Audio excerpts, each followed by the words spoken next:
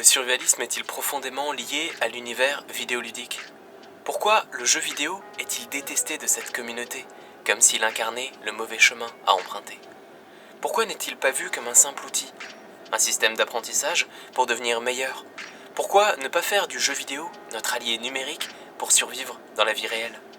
Salut à tous, c'est Tackline, la ligne tactique, et bienvenue sur Under Survival Podcasting, dans cette version intervalle du podcast où je te parle en moins de 10 minutes d'un sujet, d'un concept ou d'une idée. En l'occurrence, on parle ici de la relation jeu vidéo et survivalisme. C'est parti.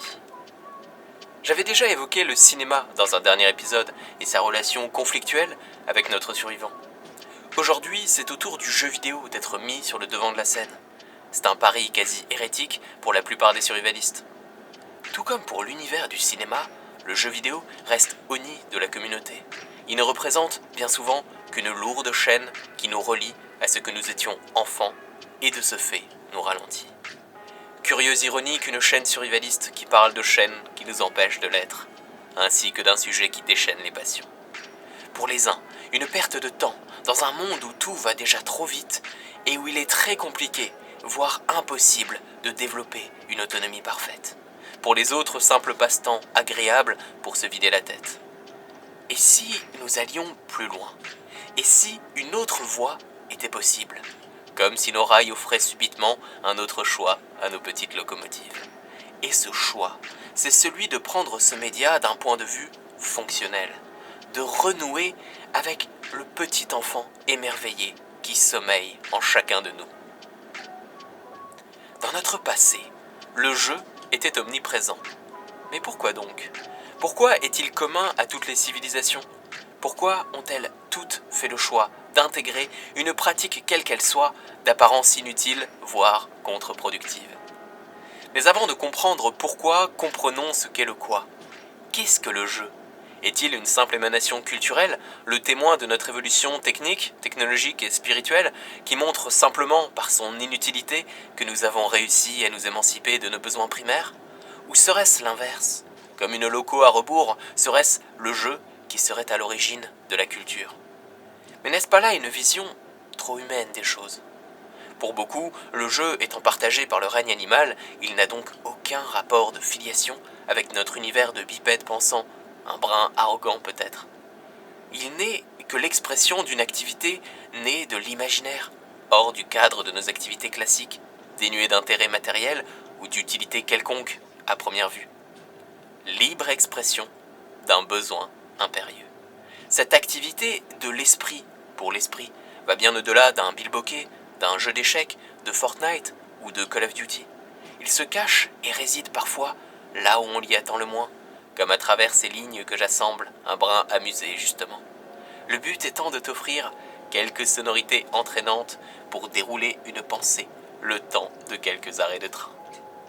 Le jeu est donc fils du besoin, ou devrais-je dire ils sont, car semblable aux 4 cavaliers de l'Apocalypse, le jeu devient multiple. Le premier fils serait Agon, né de la compétition et du combat, rendu équitable par des règles précises, mettant en avant un vainqueur impartial. Sa sœur, l'Aléa, préfère affronter le destin à grands coups d'incertitude et de probabilité. Mimicry à présent, rejeton espiègle de l'illusion, qui te force à revêtir les habits d'un autre, à devenir ce que tu n'es pas. Ilinix qui pourchasse le vertige lui-même et te propose de détruire la stabilité de ta propre perception. Nos 4 compères parcourent les landes d'un ancien jeu de rôle sur ordinateur, où c'est la guerre qui construit le monde. Ils évoluent entre la vieille cité de Padia, symbole de liberté, de distraction et de fantaisie, et de l'autre côté le sombre bastion de Ludus, dont les habitants éprouvent une fascination inquiétante pour la difficulté gratuite. Laissons-les donc arpenter le vaste monde numérique dans lequel ils ne sont pas piégés pour nous reconcentrer sur ce qui encadre notre pratique ludique.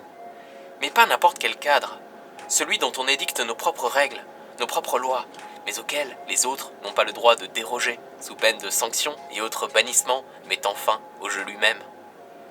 Il est donc constitutif d'un espace-temps qui trouve racine dans le réel pour le fuir ou le transcender. Une zone illusoire qui nous offre un semblant d'égalité, un moment qui dépasse notre propre statut social, où le faible peut devenir fort, le pauvre riche et le riche pauvre. Le jeu devient donc acte de pouvoir, prouvant notre capacité à modeler la réalité. Plus que ça, il devient prétexte à la connexion avec les autres, le besoin d'appartenance. Mais surtout, le jeu est facteur d'émotion. Pareil à un montage de film efficace qui n'a de raison d'être que pour créer l'émotion, le ludique partage une destinée commune. Mais le bonhomme, compteur de temps, défile. Alors il me faut augmenter la cadence de la loco de tête pour respecter les règles de notre jeu intervalle en ne dépassant pas nos fameuses 10 minutes avant d'entrer en gare, terminus de ce train. Nous allons donc enchaîner. Comment faire du jeu un outil survivaliste au service de notre résilience, de notre autonomie et de notre capacité à survivre? Encore une fois, si le mot survivalisme t'évoque bunker, masque à gaz et boîte de conserve, il semblerait que tu te sois égaré. Je te conseille donc de regarder ma vidéo et mon podcast qui expliquent la véritable signification du mot survivalisme. Le jeu est un moyen naturel d'apprentissage et c'est un des meilleurs outils pour cela.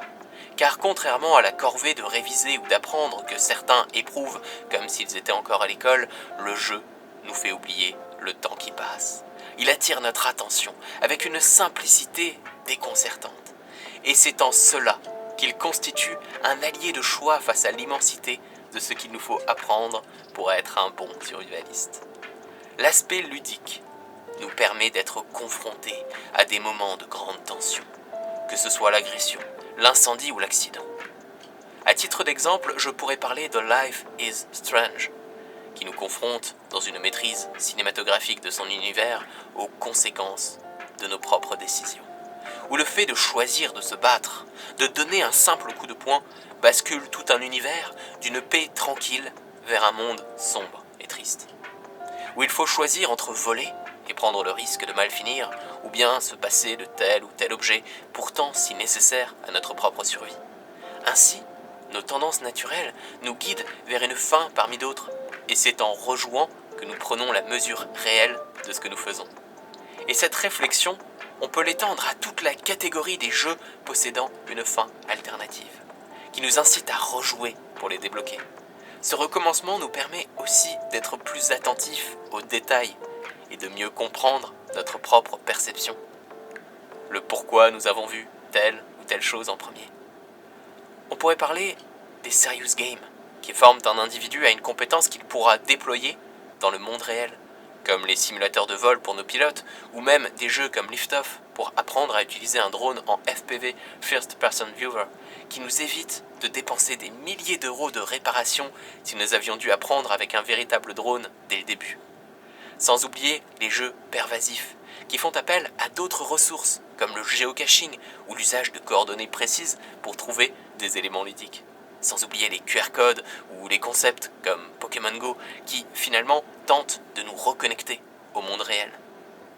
Notre train arrive bientôt au bout de son chemin.